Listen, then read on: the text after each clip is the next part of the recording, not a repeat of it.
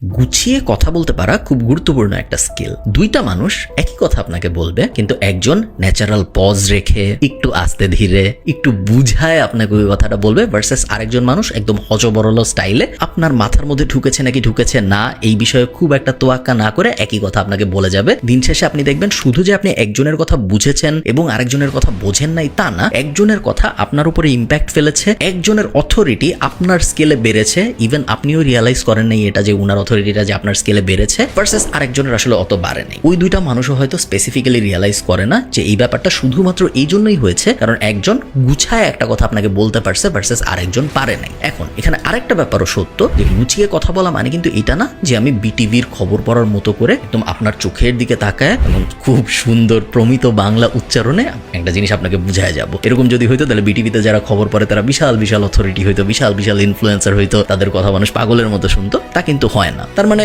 শুধু গুছায় কথা বলতে পারাটা এলোন এনাফ প্রবাবলি না। কথা বলাটা খুব গুরুত্বপূর্ণ একটা স্কিল আমার মতে, কারণ পৃথিবীর সবচেয়ে গুরুত্বপূর্ণ স্কিলগুলোর একটা হলো সেলস। এটা আমি মনে প্রাণে বিশ্বাস করি। এবং আপনি চাকরি করেন বা আপনি ব্যবসা করেন বা আপনি কোনো কিছু করেন না, কিছু একটা করবেন ভাবছেন, আপনি আপনার ক্যারিয়ার, আপনি আপনার জীবন থেকে মৃত্যু পর্যন্ত যেই পর্যায়েই থাকেন, সেলস এমন একটা স্কিল বা পারসুয়েশন এমন একটা স্কিল, মানুষকে কোনো কিছুর ব্যাপারে কনভিন্স করতে পারার স্কিলটা এমন একটা স্কিল যেটা সবার কাজে লাগে। প্রমোশনের জন্য কাজে লাগে, ব্যবসার ক্ষেত্রেও কাজে লাগে, অন্য মানুষকে আপনার কাস্টমারকে কনভিন্স করতেও কাজে লাগে, কোনো বাজে সিচুয়েশন ট্যাকেল করতেও কাজে লাগে, কোনো ভালো সিচুয়েশনকে আরো ভালো সিচুয়েশন বানাইতেও কাজে লাগে। আমরা সবাই ইনটুইটিভলি এটা বুঝি যে সেলস একটা গুরুত্বপূর্ণ স্কিল, বাট আমরা বেশিরভাগ মানুষ মনে করি যে সেলস এমন একটা স্কিল যেটা মনে হয় শুধু সেলসম্যানদের দরকার হয়। ব্যাপারটা কিন্তু এরকম না। প্রত্যেকটা মানুষের, ইভেন আপনার পার্সোনাল ইন্টারপার্সোনাল রিলেশন, আপনার স্বামীর সাথে, আপনার স্ত্রীর সাথে, আপনার বাচ্চার সাথে বা আপনার বাবা মার সাথে, যেভাবে আপনি ইকুয়েশন ফেলেন বা বন্ধুদের সাথে, প্রত্যেকের অন্যদেরকে কনভিন্স করতে হয় বিভিন্ন সময়ে বিভিন্ন কাজে।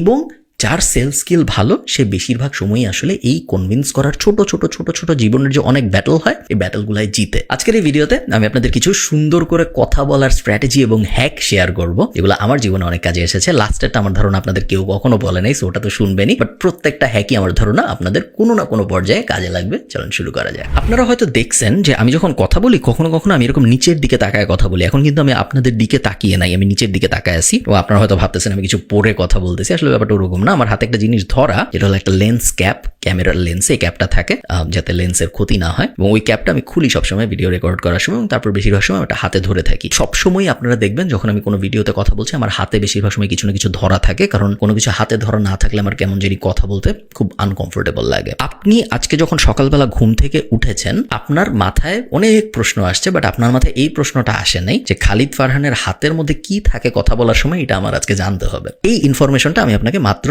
খাওয়ালাম, গিলালাম জোর করে, বাট এই ইনফরমেশনটা আপনার দরকার ছিল না। এই ইনফরমেশনটা যে আমি আপনাকে দিতে পারলাম এবং এই ইনফরমেশনটা যে আপনি গ্রহণও করলেন এবং একটা জিনিস এখন আপনি জানলেন যেটা আপনি আগে আসলে জানতেন না, তেমন লাইফ চেঞ্জিং ইনফরমেশন না। এটা জানা না জানে আপনার জীবনে কোনো পরিবর্তন আসতো না এবং আমার জীবনেও কোনো পরিবর্তন আসতো না। তো এটা একটা বাজে এক্সাম্পল অফ ইনফরমেশন, বাট আমি জাস্ট আপনাদের বোঝানোর জন্য বলতেছি। এই ইনফরমেশনটা আমি আপনাকে কেমনে বুঝাইতে পারলাম, কেমনে জানাতে পারলাম? এই ইনফরমেশনটা আমি আপনাকে এই কারণেই জানাতে এবং বোঝাতে পেরেছি, তার কারণ এই ভিডিওটার এতক্ষণ পর্যন্ত সময় ব্যয় হলো, এই সময় পর্যন্ত আপনি ছিলেন এই ভিডিওটার মধ্যে। কেন ছিলেন? তার কারণ আপনি জেনারেলি দেখেছেন গত 5-6 বছর, যতদিন ধরে আপনি আমাকে দেখেন, বা 1 মাস, যে আমি যখন কথাবার্তা বলি বেশিরভাগ সময় হয়তো আমি ইম্পর্টেন্ট কথাবার্তা বলি।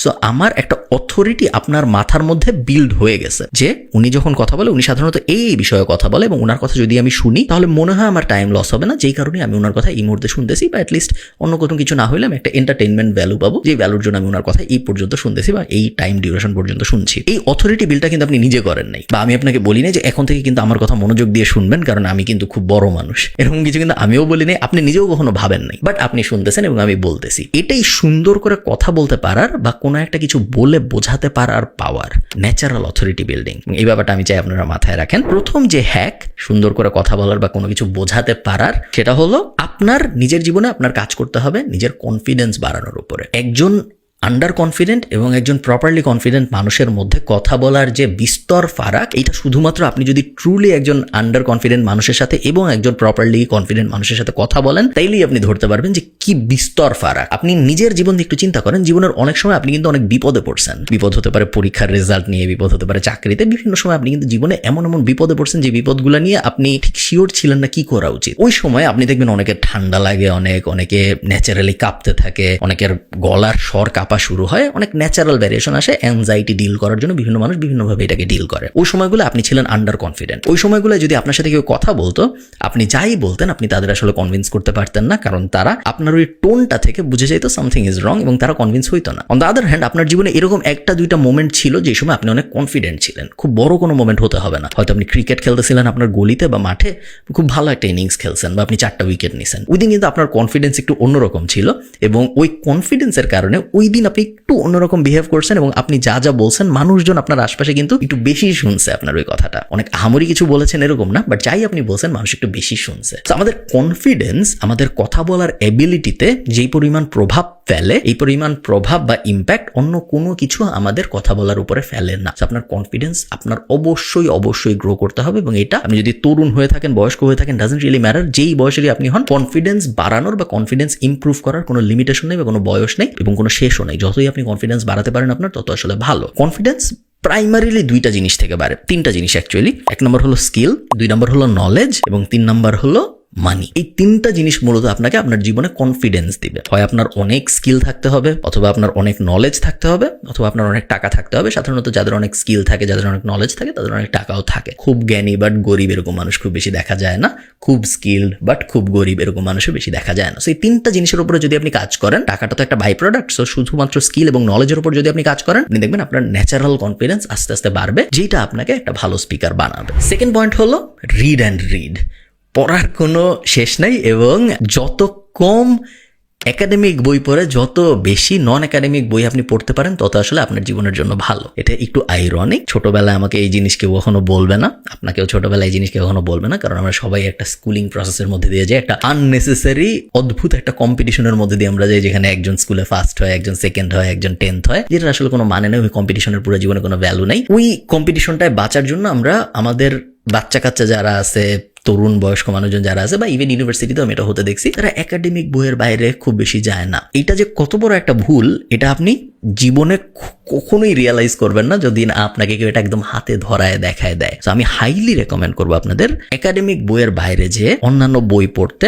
বইকে কিন্তু আপনি ফেসবুক স্ট্যাটাস বা ব্লগ দিয়ে বা নিউজ পত্রিকা দিয়ে রিপ্লেস করতে পারবেন না। বই ইংরেজি বই হইতে হবে জরুরি না। যদি আপনি ইংরেজি বই পড়তে না পারেন, আপনি বাংলা বই পড়তে পারেন, কোনো সমস্যা নেই। আমার আশপাশে সব সময় শয়ে বই থাকে। ইভেন আমি এখানে বসে আছি দেখে আপনি দেখতেছেন না, বাট আমার এই পিছনে মাসুদ রানা রাখা, বয়েজ রাখা, আমার নিচে বড় একটা শেলফ আছে যেখানে অনেক বই রাখা, এবং বাংলাদেশেও আমার একটা বড় শেলফ আছে যেখানে আরো হাজার হাজার বই রাখা। সুন্দর করে কথা বলতে পারার এবিলিটির আসে হলো সুন্দর করে একটা থট সাজানোর মধ্যে দিয়ে। এটা আপনি ন্যাচারালি করেন না। আপনি যখন কোনো একটা কিছু বলেন, খুব মিলি মাইক্রো সেকেন্ডের মধ্যে আপনার মাথার ভিতরে আগে লাইনটা তৈরি হয়। লাইনটা তৈরি হওয়ার পরে যে লাইনটা আপনি বলেন, ওই লাইনটা যে তৈরি হচ্ছে, ওই লাইনটা কিভাবে তৈরি হচ্ছে, কিভাবে আপনি স্ট্রাকচার করতেছেন আপনার থটটা, ওই ব্যাপারটা ইমপ্রুভ হয় যত বেশি আপনি পড়েন তত বেশি। তো পড়ার কোনো রিপ্লেসমেন্ট নেই এবং পড়া শুরু করারও কোনো আসলে বয়স নেই। যত তাড়াতাড়ি আপনি পড়া শুরু করতে পারেন, এবং আপনি যাই পড়বেন, আপনার যদি ফিকশন পড়তে ভালো লাগে আপনি শুধু ফিকশনই পড়েন। এমন না যে আপনার খুব জ্ঞানী গুণী বই পড়তে হবে বা জীবনী পড়তে হবে বা নন ফিকশন বিজনেস বই পড়তে হবে, জরুরি না। আপনার ফ্যান্টাসি ভালো লাগলে আপনি ফ্যান্টাসি পড়েন, আপনার ড্রামা ভালো লাগলে আপনি ড্রামা পড়েন, হরর ভালো লাগে হরর পড়েন, 3 গোয়েন্দা ভালো লাগলে 3 গোয়েন্দা পড়েন।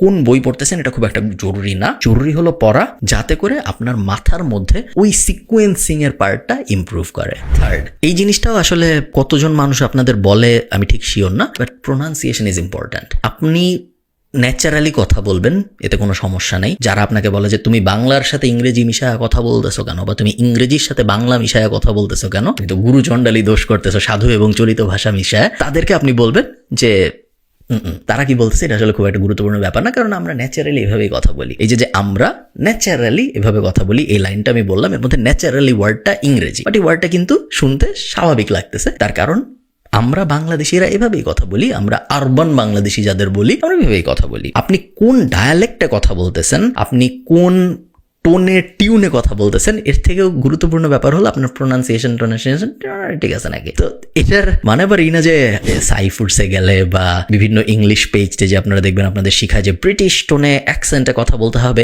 এইভাবে, ইংরেজির অ্যাকসেন্টে কথা বলতে হবে এইভাবে। আমি আপনাদের বলতেছি না আপনি অত এক্সট্রিমে যান, বাট অ্যাটলিস্ট আপনার বাংলা ঠিকঠাক মতো বলতে পারা উচিত, যেটা শুনলে মানুষের মনে হবে না যে ধুর ও তো বাংলাই বলতে পারে না। বাংলা আমাদের একটা ন্যাচারাল ল্যাঙ্গুয়েজ, যেটা আমরা ছোটবেলা থেকে শুনে আসতেছি, আমাদের আশপাশে বলে আসতেছি, সারা জীবন ধরে আমরা বলে এসেছি। সারা জীবন ধরে বাংলা বলে আসার পরেও যদি আমরা বাংলা সুন্দর করে বলতে না পারি, I think that's a flaw. এই ফ্লটা আপনার স্বীকার করতে হবে যে আমার মধ্যে এই ফ্লটা আছে, যে আমি 10 বার না করে সুন্দর করে একটা কথা বোঝাতে না পেরে আমি র্যান্ডম ওয়ার্ড খুঁজতে থাকি, আমি খুব ভালো জানি না শব্দ টব্দ, আমি যে জানি না এটা আমি রিয়েলাইজ করি না। যে কোনো প্রবলেমের ফার্স্ট সলিউশন কিন্তু প্রবলেমটা অ্যাকসেপ্ট করতে পারা, এবং এই প্রবলেমটা অনেকের আছে যারা এই প্রবলেমটা কখনো অ্যাকসেপ্ট করে না যে আমি আসলে বাংলায় ঠিক মতো বলতে পারিনি। এবং আমরা কখনো অন্যদের বলি না যে ভাই তুমি তো আসলে বাংলা বলতে পারো না, কারণ এটা বলাটাও একটু এম্বারেসিং একটা ব্যাপার, যে শুনবে তার জন্য আরো এম্বারেসিং একটা ব্যাপার, এবং সে খুব সহজে একটা কাউন্টার আর্গুমেন্ট দিতে পারে যে দূর আমি বাংলা বলতে না পেরে আমার কি লস হয়েছে জীবনে, আমার জীবন কি খুব ভালো একটা যায় নাই, আমার জীবন তো খুব ভালোই গেছে, সেরকম কাউন্টার আর্গুমেন্ট সে দিতে পারে। বাট আপনি যদি একজন গুড স্পিকার হইতে চান, আপনি যদি সুন্দর করে কথা বলতে চান, সুন্দর করে বাংলা বলতে চাওয়াটা, বাংলা বলতে পারাটা খুব ইম্পর্টেন্ট।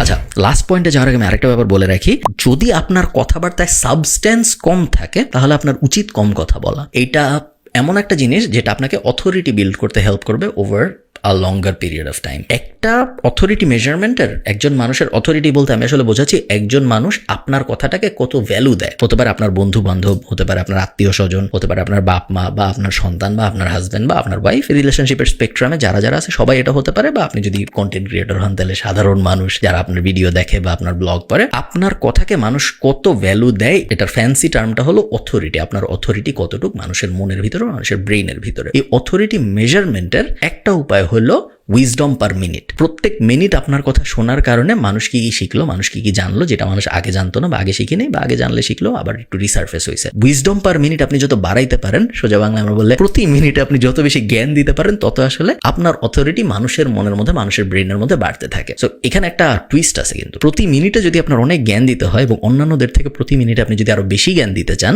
এবং ন্যাচারালি দিতে চান, এমন না যে আমি একটা স্ক্রিপ্ট পড়ে আপনাকে জ্ঞান দিব যে আজকে আমি এই জিনিস পড়তেছি আপনি শুনেন, ওটা তো জ্ঞান দেওয়া হলো না। এই ন্যাচারাল উইজডম যদি আপনি মানুষের মনে আপনাকে নিয়ে পারসিভ করাইতে চান, তাহলে আপনার ভিতরে উইজডম থাকতে হবে, নাহলে তো আপনি প্রত্যেক মিনিটে এত জ্ঞান দিতে পারবেন না। যদি না থাকে এবং তারপরেও যদি আপনি অনেক কথা বলেন, তাহলে পার মিনিট রেশিওতে কিন্তু আপনি পিছায় পড়তেছেন। পার মিনিট রেশিওতে আপনার দেখা যাবে একটা উইজডমও নাই প্রত্যেক মিনিটে। এটা আসলে এভাবে হিসাব করা যায় না, আমি বোঝানোর জন্য বলছি। ভার্সেস আরেকজন হয়তো প্রত্যেক মিনিটে 40টা উইজডম দিছে। সো জ্ঞান কম থাকার পরে, নলেজ কম থাকার পরে, স্কিল কম থাকার পরে যদি আপনি কম কথা বলেন তাহলে কোনো সমস্যা নেই, তাহলে আপনার উইজডম পার মিনিট রেশিও ঠিক থাকবে। বাট জ্ঞান কম, নলেজ কম, স্কিল কম, কিন্তু আপনি কথা বলেন অনেক বেশি, তখন উইজডম পার রেশিওটা ওলট পালট হয়ে যায় এবং মানুষের মনে আপনাকে নিয়ে কোনো অথরিটি থাকে না, থাকলেও আস্তে আস্তে কমা শুরু করে। সেই ব্যাপারটা মাথায় রাখবেন।